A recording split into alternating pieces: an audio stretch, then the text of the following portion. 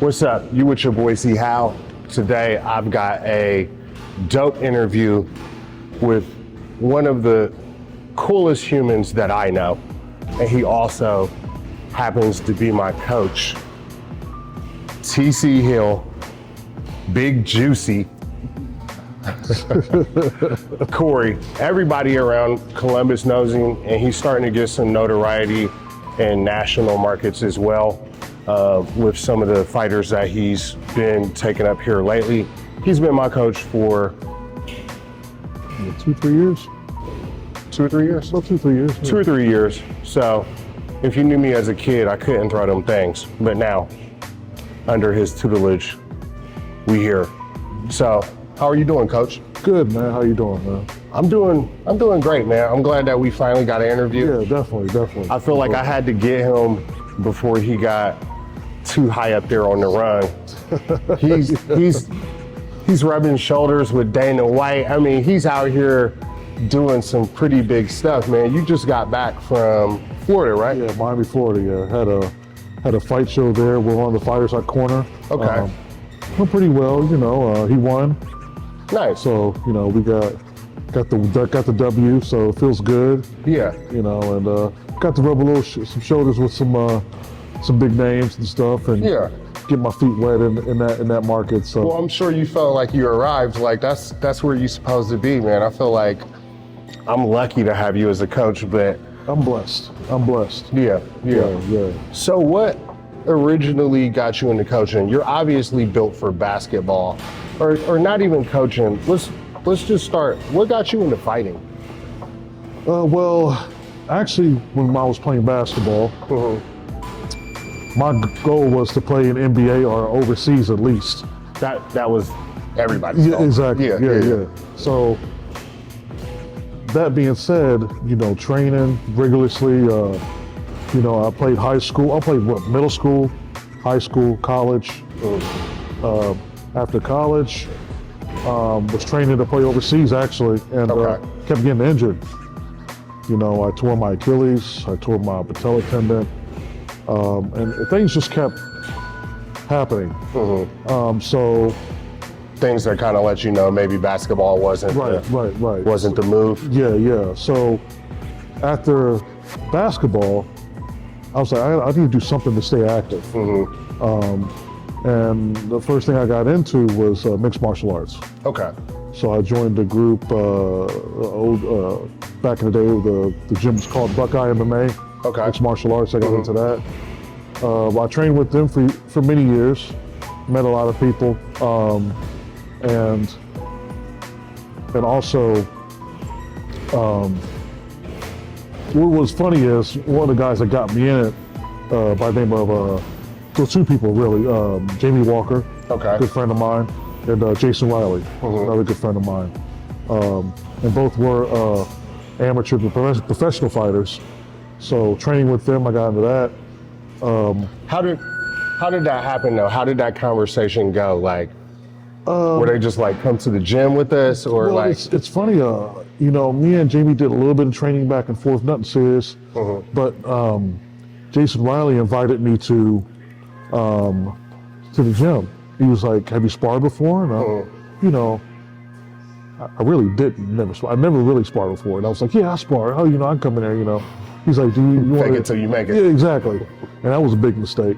So I went in there, he was like, "Well, we're gonna do some Muay Thai, you know, we'll do some kicking, you know, some boxing, you know."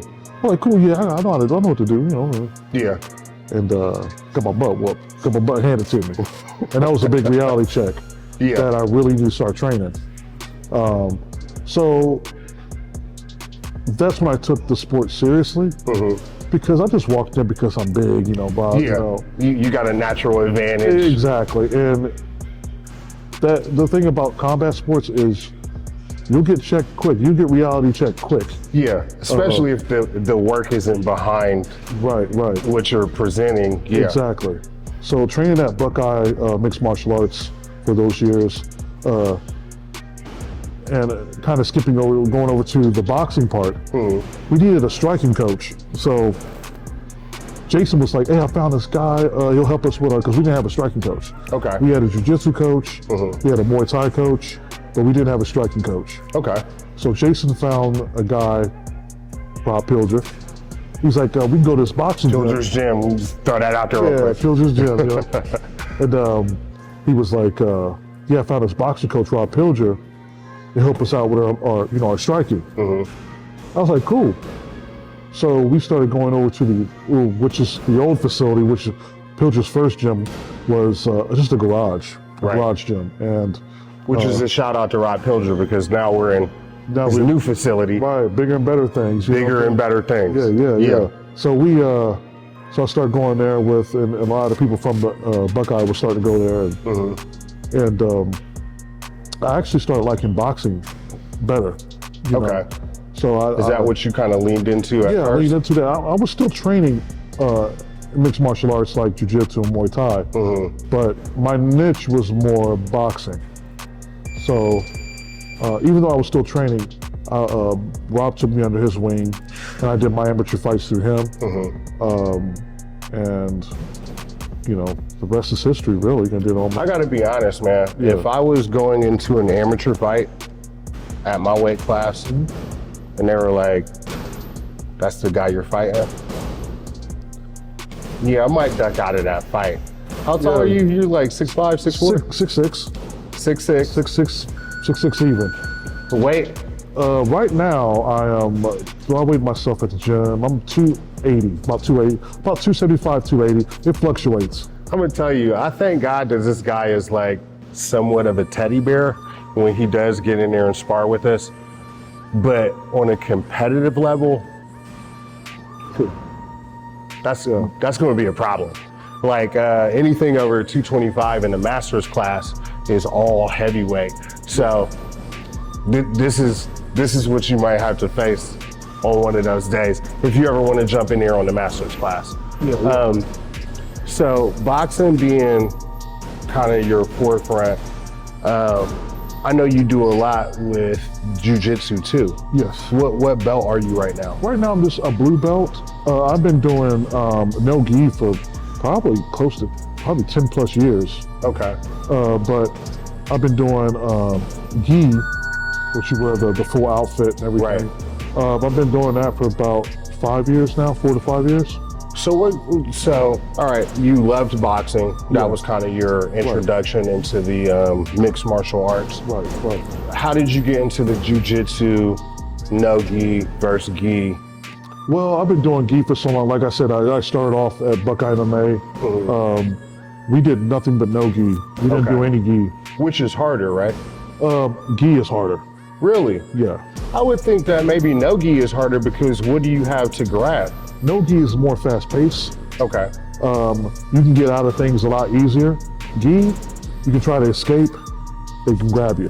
And there's no sweat. No. Like you're not gonna slip out of it. No, you're not gonna slip out like you do no gi. Like the advantage of, one of the advantages of no gi is sweaty, be able to slip out of things. Okay. Gi, you can't do that. Once they grab you, especially if you have someone that's very talented, very experienced, it's going to be a long day. Okay. And it's with jiu-jitsu period, it's chess. They make a move, you make a move, you got to make a move before they make a move. Counter moves, yeah. And that's the thing I love about jiu-jitsu is, it's always a challenge. It's always something new to learn, just like with every sport. But it makes you, jiu-jitsu definitely makes you think. Just like boxing, because boxing, you don't have to worry about getting kicked or anything like that. When it comes to boxing, all you got is these. Right. And you got to set up a strategy. Yeah, it's from here and up. Exactly. So last but not least, you also are a Muay Thai technician. I work a little Muay Thai. I haven't, I'm not consistent as I want to be because now I'm training a lot of people. I'm teaching classes. I'm traveling. So you don't get to put the time into that aspect of it. Right. I at least now try 2 days a week of training, at least 2 days a week of your own personal time for you to train. Exactly. And it's hard because now, I'm a coach. I got to coach other people. I got to keep up with their progress. I got to make sure that they're making weight, that they're training properly, that they're conditioned properly. Conditioned. So I can't be selfish. That's the thing about being a coach. You can't be selfish to yourself. It's not your time anymore. No. It's almost like having a kid, kind of. Exactly. Yeah. But now they're just grown kids, grown. A lot of them are kids, but Do you like this this aspect of the sport, going from fighter to coach? I love it. Because I love being a part of the process. I love Even if it's somebody else's even process. if somebody else, yeah. Because when they get their hand raised, I see that progress that instilled in them that they performed out there. Yeah. Because all that we teach them is put in that ring, and that's a big part of what I love about coaching. Whether it be, the boxing or, even helping out with a Muay Thai class, something like that. But yeah, it's definitely a big accomplishment for me, seeing those guys. And even if they don't win, and even if they just work hard, hard, they didn't give up, that's still an accomplishment there, because it takes a lot of guts to get in that ring. Yes. And one of the things that I've noticed just being around the gym or being around fighters, a lot of the guys here are amateurs. Yeah. Maybe one day they'll become pros. But one of the things that I've learned about being around the amateurs and in the amateur fights, it's not so much about the W, it's about the learning process. Exactly. And our first fight, my first fight, I had to take a W because of medical injury or whatever. Right. But even in those minute and a half, 2 minutes of the fight that I was in, it's a very bright experience in regards to the fighter learning shit. I mean, like I said, my fight was only a minute and a half. Right. But going full go, you understand conditioning. You understand, like, when you used to tell me, work the jab, keep them off you with the jab. That made so much sense when I'm actually in a fight with somebody that I know is going to throw everything they got behind this thing. I got to keep them up off me. That's one thing about when you in the combat sports, you learn a lot about yourself. A lot about yourself. And I tell even the fighters, when it comes to winning, even with the losing, when the fighter loses, I tell them, like, now you have a blueprint of what you need to work on. Right. You know what I'm saying? Some type of structure. Exactly. Because the things that you don't get as much or you lack will get exposed, but that's a good thing, because now we go back to the drawing board, we work it in a gym, and we get better at it, So you deal with a lot of newbies like me, brand new to the sport. I initially wanted to get into the gym just because I wanted to get in shape. Right. I was, I think I was like 41, 42 years old, and I was like, I got these kids. They be all running around and shit. Right. I need to make sure that I can be there. Right. So I came to Pilger's Gym just for the conditioning classes. I would come for the 6 o'clock classes that they have, just pure conditioning. And I sparred one day. He's the one kid that played for the football player that came. Le'Veon Bell, yeah. So one day after a Thursday class, Le'Veon Bell came in, and Corey was there, Rod Pilger was there, and they were like, hey, there aren't any heavyweights in here. Do you want to spar Le'Veon? Very first time ever sparring in my life, like a real spar. We did like the controlled sparring. Yeah, controlled sparring, yeah. But this was a little bit different. And after that, I was like, oh man, there's some holes in my game. You think you're good when you're not working against a certain tier. But when Le'Veon came in, he was a little bit more developed than I was. And I think right after that, maybe like a day or two after that, I was like, hey, Corey, I want a little bit more in-depth coaching because of all the coaches here, and we have very good coaches here, but Corey is more of a fundamental based coach as far as just technique is very important when you get into boxing. And if you don't have the fundamentals, I don't care how good you think you are, if you have not mastered footwork, blocking, head movement, the things that Corey kind of specializes in. Yeah, you might get a win or two here or there, but eventually somebody is going to expose you. Oh yeah. And that's what I always appreciated about your class at the 6 p.m. classes. You were very fundamentally based. And I feel like as a coach, you work from the root to the fruit. Yes. So as a boxer looking for a coach, and as a coach willing to take your time to put into a boxer, Yes. because that's another thing too. The coaches put a lot of time and energy into boxers, Yes. and I don't think boxers fully appreciate that, but there are hundreds of hours that go into A someone. lot of hours. What are some of the things that you look for in someone that you're going to take your time in to coach? Someone that is willing to be coached, that is willing to listen. Another big thing with me is take constructive criticism, because a lot of young people today, and say this, but are soft-minded.